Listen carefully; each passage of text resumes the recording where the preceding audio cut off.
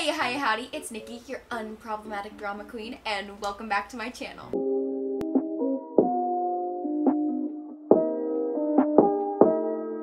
Today, we are going into another TCAP episode that doesn't have to do with Gabby Hanna. Although I do gotta say, she is pretty good at pulling in the views. So yeah, today I got a few stories brewing up to talk to you guys about because I am currently still stuck in LA and have nothing else to do with my life but sit on my futon and research YouTube drama because last time I left the apartment I almost got raped. I'm fine. Anyways, enough about my interesting Wednesday. If you like my face, feel free to like, subscribe, and hit that notification bell because you could join the fan bam and we'd love to have you. Also be sure to follow me on TikTok because I'm almost at 200K. And yeah, now let's get sipping, let's get dripping, and let's talk some tea. Okay, this is kind of a recap to my TCAP. Whoa, Inception. So in my last TCAP, I explained that Trisha did come out with this video being like, we filmed another episode of Frenemies, it never aired, kind of getting us all hyped up and like, oh my god, is it coming? Yes, please, Ethan and Trisha are my senpais. I'm not anime. But it pretty much confirmed that another Frenemies episode was recorded. We actually filmed one last Frenemies number 40 this past week that did not make it to air. And though it was recorded and apparently they did like come to some apology agreement business, Ethan decided not to air it and to just stick it out with his mom. That came out so wrong. Moving on. I personally at first thought it was a huge marketing get up. Like I was convinced that Frenemies was gonna be coming back in like the next week, and then a week went by and nothing happened. So joke's on me, I guess. Wah, wah, wah. But I was for sure still kind of like maybe it'll be released like some, you know, Black Friday reel from Pixar. Slanky! Get up here and do your job! Yeah, it still seems like if Trisha, I don't know. I feel like there's a reason why I can't, never mind. I don't think there's a reason behind what anything Trish does. Huh? What? Oh. Okay. I still have a little small snippet that's like maybe this is a marketing scheme and they're on another wavelength than all of us, but I could be completely wrong. Hi. I'm an idiot. Apparently in the podcast that they did record, it was explained that she felt that Ethan owed her an apology, kind of like Gabby Hanna style, like it's 50-50, you're in the wrong too, da da da da. I mean, she's definitely not as in the wrong as Gabby Hanna, but they're definitely still way more in the wrong on Trisha's side than Ethan's, I would say, my personal opinion. And basically in the unreleased podcast, she was kind of like digging at him for an apology, and he did give one, but it wasn't even like an apology that was warranted. It didn't need to happen. Basically she was wanting an apology for him saying that she wanted the whole crew fired, even though that's pretty much what she was implying by saying that she didn't want to work with anyone in his crew and wanted her own people on set, which pretty much would require having fired the crew for Frenemies and getting a new crew. It's like once you twist Trisha's words around, she completely takes it into a no, you're lying, you're gaslighting me type mentality. And so basically she was wanting Ethan to apologize for something that she said. Does that make sense? Oh. Okay. And he did. He was a gentleman. Well, kind of. After a while of fighting, he did apologize and they did come to an agreement, even though none of us have seen it. She also went on another podcast before the whole Frenemies unreleased episode recorded. At first was like 10 out of 10, wanted to come back to Frenemies, was ready to jump on the clout train again after the whole idea of going on and being like the apology and stuff like that. She just felt a little bit fishy about it, like why is he making me go here? It seems a little bit off. Sketch, like disassociate, whoa, no, you know, she's just a little bit off. My opinions on this whole thing, I don't really know. I feel like I'm confused. And at first I did think it was a marketing scheme, still slightly do, but after watching Angelica Old's video on this situation, I do feel a little bit more like this was kind of Ethan's way of getting Trisha to talk to him, not in a text or some trash group messaging board or whatever. It was a way for them to just get together and basically have a therapy session and be like, okay, let's like air our grievances,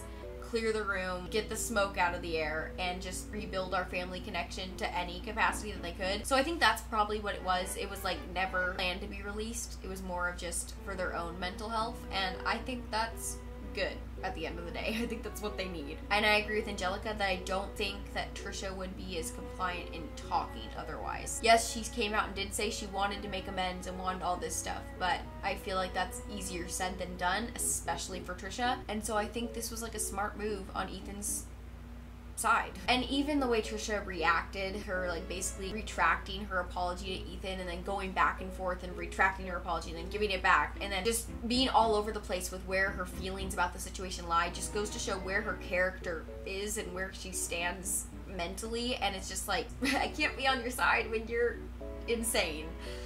Not that I ever was to begin with. Honestly, at this point, the longer I've been without frenemies, well, first off, the less time I waste on literally nothing. Also, the longer I realize that I don't really miss it that much. And though there were the fun times, they were the good, funny, gross out moments. Okay. The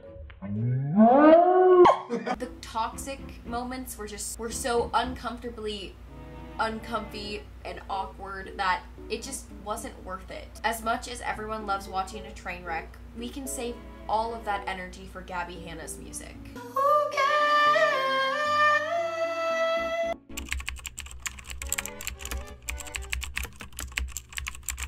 So, apparently, even with Shane's endless self-promo and Ryland's outstandingly successful podcast, they are just not pulling in that cash money anymore, and they gotta go boot themselves out of LA and get to Colorado. Maybe they were just spending too much money on giant horses and golf carts. Just kidding. They are not broke by any means. Trust me. But here's the sitch. Ryland, of course, on his new vlog channel, has been posting a ton of vlogs of him and the fam, just doing typical Ryland vlog things. Most people aren't wearing them, but I might have two. I have two. Okay. Just kind of going around with the family, his daily hijinks, showing little Shane cameos to get all the drama channels on their feet and guessing. I've never seen a mirror TV. Hello? TV on? But his latest vlog saying, "We are not moving, not clickbait," it's pretty hard not to see, is all about having the added little story element of them wanting to move to Colorado. Throughout the whole video, besides the little family hijinks with the fam bam, I'm not gonna associate with them. Basically, with his family, he goes around and they are looking at houses, or this one particular house in Colorado, and he's kind of like poking at Shane the whole time, being like, let's look at it, you know, like his little scheming brain.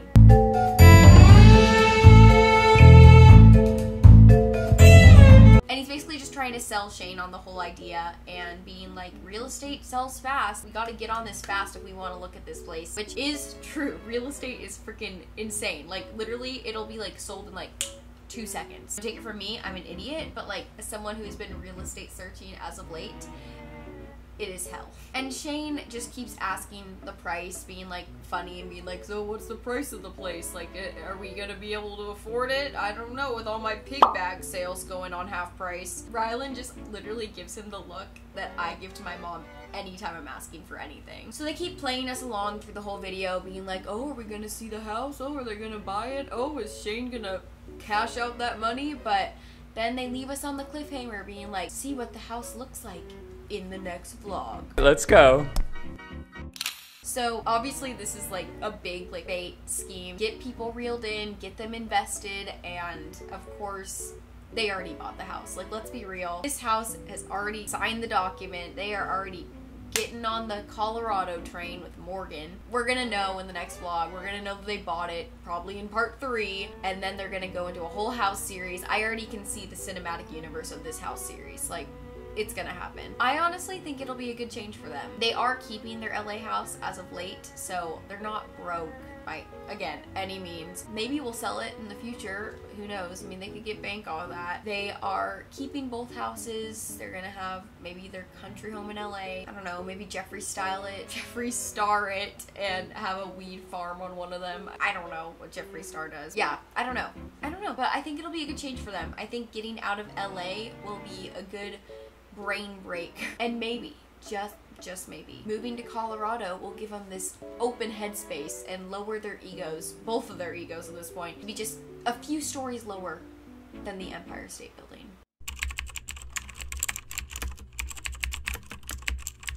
Yes, James Charles is back in the drama after his social media detox. How long has it been? 2 weeks? Good. James Charles, after his promise of IDing people and being more secure online, has apparently gotten just too lonely to stick to his own rules. Okay. So basically, James has been posting pretty regularly on Instagram, Snapchat, and YouTube. Recently, he gotten a little bit of flack again, trending on Twitter once again, because he was tagging underage children on his Instagram story. Oh my god. Do you not learn anything? I honestly just feel bad for the poor soul who got tagged. I don't think he's being harassed, but like, I would just be like, really? You had to do that, James? Thanks. And it's like, at this point, Jamie James, my boy, you are already into the thick of it. I get it. All your friends are little TikToking tweens. Maybe just try to make like a few friends on the app that are over 18 and not clout chasers. Literally, there's 70-year-olds. Go make friends with them on TikTok. They're safe. Go flirt with them. But yeah, he hasn't responded to any of this. He's just ignoring it all. He's been posting like his normal posts on Instagram and kind of just acting like everything is normal. Everything is awesome with his basic Instagram posts and hey sister stories. Clearly, he has not learned anything. I mean, if he learned anything, he would freaking not tag minors in his stories and know that when he does things like this, drama channels and the authorities are going to react. He's literally just trying to sweep all of his demons under the rug with a big old hey yeah and leaving accountability in the wah wah wah wayside. That was so cringy, I'm sorry. And my camera is like literally blinking red, so let's get through this last drama before it dies on me. Last drama is our little Miss Tati Westbrook, because even though she's been like pretty less problematic as of late, she has gotten herself in a little bit of like a small tea. Tati is in some hot tea.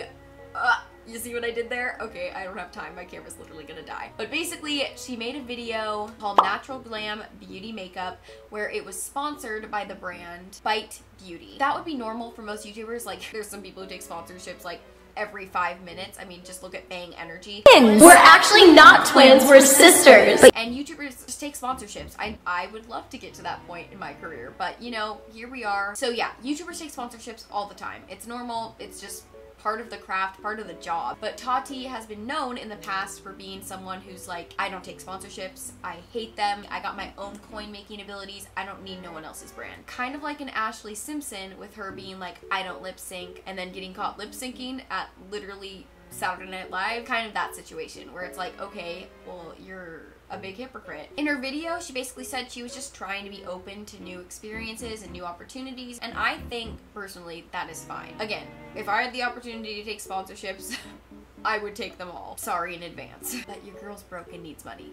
She's literally sleeping on a futon. So, basically, Tati is in a situation where people are like, you have your own brand, you have money, you are being a hypocrite and making a lot of jokes about the manner. Like, to me, it's kind of some light tea. They're being like, oh, she's poor now, oh, she's cash grabbing, oh, that's what happens when lawsuits cost a lot of money, which they do. But still, I think it's like a little bit oversaturated. People are overreacting to this for literally no reason. Like, just let her take a freaking sponsorship. Like, if she wants to promote someone's brand, like, let her, you know? I think it's just people making noise to make noise at the end of the day. Tati did something. Let's make some drama out of it. Let's make drama out of someone dropping a piece of bread. Oh my god. It's just, at this point, stupid. I think people should be able to do what they want. It's America. Let Tati do her sponsorships, make some extra coin, and promote a brand. At the end of the day, it's building another brand up. It doesn't seem like it's the biggest brand, and it helps them out, and it helps her out. At least she pays them, or they pay her.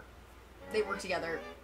I'm trying to be like she's not like the Ace family. Yeah, that's my opinion. That's my 2 cents. I think Tati did a really good job of kind of clearing her name, being less problematic. If her new beginnings involve having sponsorships and being a little bit more cash grabby, then like, let her live her life. Don't give her that hot tea, and let's save the drama for Gabby Hanna. Or don't. please don't come back. Anyways, guys, that is all the tea I have for today. My camera is literally going to die, so let's like wrap this up as quickly as possible. If you like my face, feel free to like, subscribe, hit that notification bell, and join the fan band because we'd love to have you. And follow me on TikTok because I'm almost at 200K. Anyways, that has been your little TCAP. I hope you enjoyed all of those stories, and I will be back making a video when more tea is brewing.